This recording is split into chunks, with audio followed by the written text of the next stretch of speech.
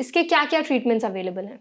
देखो, किसी भी कैंसर के लिए 3 तरह का ट्रीटमेंट होता है। एक होता है सर्जरी, दूसरा होता है रेडिएशन और तीसरा होता है सिस्टेमिक ट्रीटमेंट, चाहे वो दवाइयों के फॉर्म में, चाहे वो कीमोथेरेपी हो या नॉन कीमोथेरेपी हो। अब यदि बिल्कुल अर्ली स्टेज है तो हो सकता है सिर्फ सर्जरी सफिशिएंट हो। ब्लड कैंसर्स में आमतौर पर सिर्फ कीमोथेरेपी सफिशिएंट होती है। अदरवाइज दोनों तीनों ऑप्शंस को मिला के किसी न किसी सीक्वेंस में as per the stage use किया जाता है ठीक होने के लिए। ओके, मतलब कैंसर के ऊपर डिपेंड करता है कि किस तरह की उनको कैंसर और उसकी स्टेज के ऊपर, टाइप और स्टेज दोनों। ठीक है। अगर हम कीमोथेरेपी की बात करें तो कीमोथेरेपी की हर एक टाइप ऑफ कैंसर में रिकमेंड करते हैं? नहीं, कीमोथेरेपी यदि बिल्कुल अर्ली स्टेज कैंसर है तो कई बार कीमोथेरेपी की जरूरत नहीं होती, सर्जरी यूजुअली सफिशिएंट होती है। कीमोथेरेपी का जब नाम सुनते हैं तो एक लोग डर जाते हैं क्योंकि बोला जाता है कि बहुत पेनफुल होती है, इसके कुछ कुछ साइड इफेक्ट्स भी होते हैं बाद में। तो इसके बारे में थोड़ा बताएं कि क्या एक्चुअल में इतनी पेनफुल होती है ये? देखिए, डेफिनेटली कीमोथेरेपी के कुछ नुकसान होते हैं। एज सच पेनफुल तो हमें नहीं बोलना चाहिए। दूसरी बात ये है कि ट्रेडिशनल कीमोथेरेपी, मतलब वो जो दवाइयाँ, जो केमिकल्स जो पिछले कई सालों से यूज़ हो रहे थे, वो डेफिनेटली हार्ड केमिकल्स थे, साइड इफ़ेक्ट ज़्यादा करते थे। बट ऑफ लेट चाहे उनके ड्रग डिलीवरी सिस्टम ज़्यादा अच्छे हुए हों, जिससे अब साइड इफ़ेक्ट हम कम से कम देखते हैं। तो डेफिनेटली कुछ साइड इफ़ेक्ट हो सकते हैं, जैसे हम बोलते हैं हमेशा कि 3 साइड इफ़ेक्ट तो होते ही होते हैं। हेयर फॉल मोस्टली होगा, कुछ दवाइयाँ जिनमें नहीं भी होगा, बट मोस्टली हम मान के चलते हैं कि चाहे वो थोड़ी मात्रा में हो या ज़्यादा हो, हेयर फॉल इज़ एक्सपेक्टेड। कुछ स्किन चेंजेस आएंगे, स्किन का कलर 1 से 2 शेड डार्क हो सकता है, नेल्स कुछ समय के लिए डार्क हो जाते हैं, कभी हमारी टेस्ट बड्स जो हैं वो इम्पैक्ट होती हैं, तो हमें खाने में टेस्ट नहीं आएगा, खाने की फीलिंग नहीं होगी, कुछ मात्रा में हम अपने आप को एनर्जेटिक फील नहीं करेंगे। ये कुछ कॉमन साइड इफ़ेक्ट हैं जो होते हैं। बाकी जो इनसे ऊपर जैसे और जो बात करें कि बहुत पेनफुल हो सकती हैं चीज़ें, या कभी डायरिया, कभी वॉमिटिंग, और ये आमतौर पर बहुत कम मरीजों में देखते हैं, क्योंकि अब सपोर्टिव सिस्टम बहुत अच्छे हो गए हैं। बिल्कुल। डॉक्टर, आपने कहा कि हेयर लॉस जो होता है वो सबसे कॉमन साइड इफेक्ट होता है कीमोथेरेपी का। क्या ये परमानेंट होता है या टेम्परेरी एक टाइम पीरियड के लिए होता है? टेम्परेरी नॉर्मली 4 से 6 हफ्ते के बाद जो हेयर ग्रोथ है फिर से स्टार्ट हो जाती है। और इनफैक्ट अब तो कुछ और भी ऐसे सपोर्टिव ट्रीटमेंट अवेलेबल हैं जिनको यूज़ करके हम काफ़ी सारे लोगों में एक्चुअली हेयर लॉस को भी प्रिवेंट कर सकते हैं। ओके। हम जब कैंसर के ट्रीटमेंट की बात करते हैं डॉक्टर, तो लोगों की सारी कैपिटल ख़त्म हो जाती है, लेकिन कैंसर ख़त्म नहीं होता। तो ये जो चीज़ है, क्या कोई ऐसी गवर्नमेंट स्कीम्स वगैरह हैं जो लोगों को, जो पेशेंट्स को हेल्प कर सकती है इन सब चीज़ों में? देखो, गवर्नमेंट अपने लेवल पे काफ़ी एफर्ट कर रही है। जैसे हम बात करें गवर्नमेंट स्कीम्स की, चाहे वो आयुष्मान भारत स्कीम हो, हर स्टेट ने अपने रेजिडेंट्स के लिए कई सारी स्कीम्स निकाली हुई हैं। पीएम रिलीफ फंड से, सीएम रिलीफ फंड से सबसे सपोर्ट मिलता है। तो कई सारी जगहों पे ट्रीटमेंट को हम काफ़ी अच्छे से मैनेज कर सकते हैं। बट हाँ, कभी ऐसा होता है कि देखिए कोई बहुत हाई एंड सर्जरी है जिसकी ज़रूरत है, या कभी रिकंस्ट्रक्शन की ज़रूरत है सर्जरी में, वो बहुत एक्सपेंसिव ऑप्शंस हैं। कई सारी दवाइयाँ हैं कीमोथेरेपी की जो बहुत महंगी हैं आज भी। इम्यूनोथेरेपी बहुत महंगी है आज भी। तो कई बार ऐसा होता है कि I mean we are helpless. Exactly. Approx कितना खर्चा आता है डॉक्टर एक कैंसर के पेशेंट को फुल्ली रिकवर होने में? देखिए, वो तो कैंसर के टाइप पे डिपेंड करेगा, जनरलाइज नहीं कर सकते हैं चीज़ों को। अब जैसे मैंने आपको बोला CML एक पे है, एक टैबलेट खानी है जिसकी कॉस्ट शायद 1500 रुपये पर मंथ के करीब होती है, जो खानी भली हमें लाइफ लॉन्ग पड़े, but still it is a reasonable option. वहाँ से लेके कुछ इम्यूनोथेरेपी भी हो सकती है जहाँ जिनकी कॉस्ट ऑलमोस्ट 4 लाख रुपए, 4.5 लाख रुपए हर महीने है।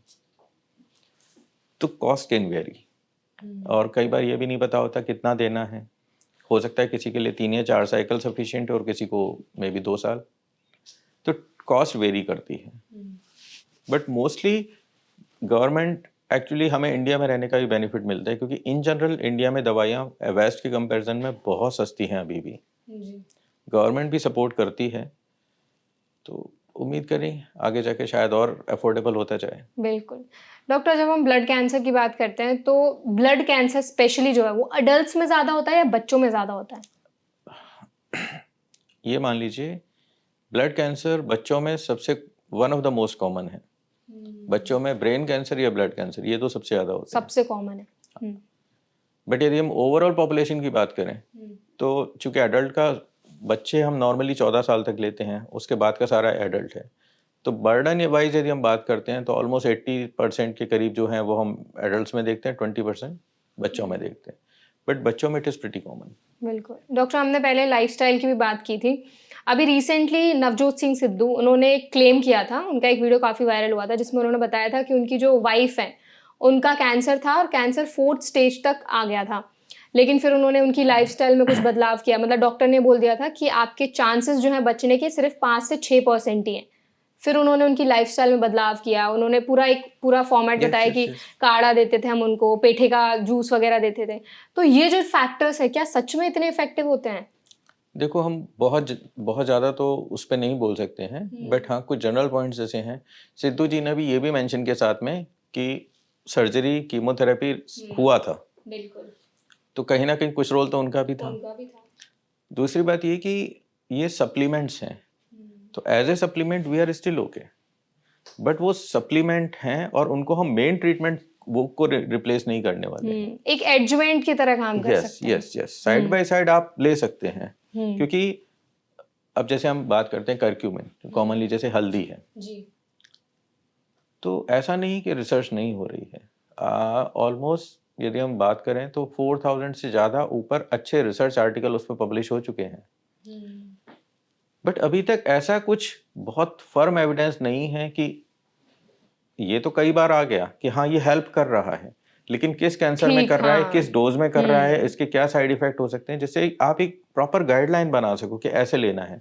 अभी हम वहां तक नहीं पहुंचे हैं, तो शॉर्ट ऑफ दैट हम रिकमेंड नहीं कर सकते। बट यदि कोई लेना चाहता है और हमको लगता है कि ले उससे कोई साइड इफेक्ट नहीं होने वाले हैं तो ले सकते हैं। एक चीज हमेशा याद रखें, चाहे वो और कोई भी दवाई हो, हम एलोपैथी की भी बात करते हैं, चाहे वो आयुर्वेदिक हो, चाहे होम्योपैथिक हो, नेचुरल सब्सटेंस भी हो, जो आपने नाम लिए सप्लीमेंट्स, इनका भी साइड इफेक्ट सबके हो सकते हैं। तो ऐसा नहीं है कि हम उन्हें बिल्कुल ऐसा लेके चले कि इनसे कोई साइड इफेक्ट नहीं होने वाले हैं, ऐसा नहीं है। तो जो भी यूज़ करते हैं बता दें, मोस्ट लाइकली हम लोग भी बोलते हैं कि ठीक है हमें नहीं लगता उससे कोई साइड इफेक्ट होगा, आप ले सकते हैं, बट मेन जो ट्रीटमेंट है उसको नहीं छोड़ना है, वो इम्पोर्टेंट है। लेकिन अपने डॉक्टर से एक बार जरूर कंसल्ट करें, कोई भी आप जो भी है उनको बता के रखें। और क्योंकि जैसे ना मैं बता दूं, बहुत कॉमनली ये जो हर्ब्स हैं यदि हम ज़्यादा मात्रा में लेते हैं तो पेट में एसिडिटी करती है। अब मान लीजिए कोई कीमोथेरेपी ले रहा है, वो ऑलरेडी पेट छिला हुआ है, तो डेफिनेटली वो चांस हो सकते हैं ब्लीडिंग के। कभी कभी कुछ केमिकल कंपाउंड्स हैं which can interfere the action, दवाइयाँ भी केमिकल हैं, वो अपना काम कर रही हैं और हो सकता है उसको एंटागोनाइज कर रहे हों। तो ये सब चीज़ें थोड़ा ध्यान रखने वाली हैं। फील्ड इवॉल्व हो रही है, we are not against them. As of now we can say in general we are not oppose to that idea. हम भी अलाउ करते हैं कि ठीक है हमें नहीं लगता कोई दिक्कत है, आप ले लीजिए, बट किस मात्रा में लें, कितनी मात्रा में लें, क्या इफेक्ट है, क्या साइड इफेक्ट है, दिस इज इवॉल्विंग फील्ड। तो एज ऑफ नाउ अभी रिकमेंड कुछ नहीं कर सकते उसे, धीरे धीरे समय के साथ हो सकता है चीजें बेहतर हो। बिल्कुल, एज ए सप्लीमेंट ले लीजिए। डॉक्टर, एट लास्ट कोई मैसेज आप हमारी ऑडियंस को देना चाहेंगे ताकि कैंसर के टुवर्ड्स उनकी अवेयरनेस ज़्यादा बढ़े? क्या क्या फैक्टर्स है जिनका ध्यान देना बहुत ज़रूरी है? देखिए, कुछ जो चीज़ें मैंने बोली कि एक हेल्दी लाइफ स्टाइल होनी चाहिए, जो ऐसी चीज़ें हैं जिसे हम प्रिवेंट कर सकते हैं। हम सबको पता होती है कि क्या हम गलत कर रहे हैं, हम उसे प्रिवेंट कर सकते हैं तो कैंसर को पैदा होने से रोक सकते हैं। कुछ और चीज़ें जो हमेशा हैं, कुछ कैंसर हैं जिनमें स्क्रीनिंग का रोल है बहुत ज़्यादा, जैसे ब्रेस्ट कैंसर है, सर्वाइकल कैंसर है, ओरल कैविटी का है, प्रोस्टेट का है, तो वो स्क्रीनिंग रेगुलरली करानी है, बहुत इंपॉर्टेंट है। वैक्सीनेशन बहुत इंपॉर्टेंट है, वो सब की सब कराइए।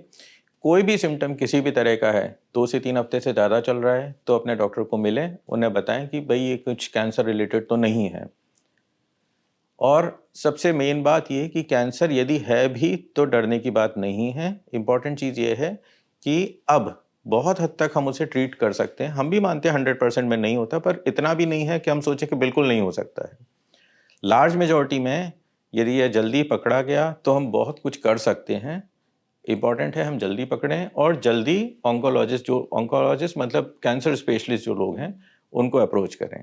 अब गवर्नमेंट ऑफ इंडिया भी काफ़ी एफर्ट कर रही है, और अच्छी बात यह है कि जो डॉक्टर्स, जो ऑन्कोलॉजिस्ट पहले सिर्फ मेट्रोज में होते थे, अभी पेरिफेरल सिटीज़ में भी कैंसर हॉस्पिटल्स आ रहे हैं, बन रहे हैं, तो हिचके नहीं, जाएं, इलाज कराएं, चीज़ें अच्छी होंगी।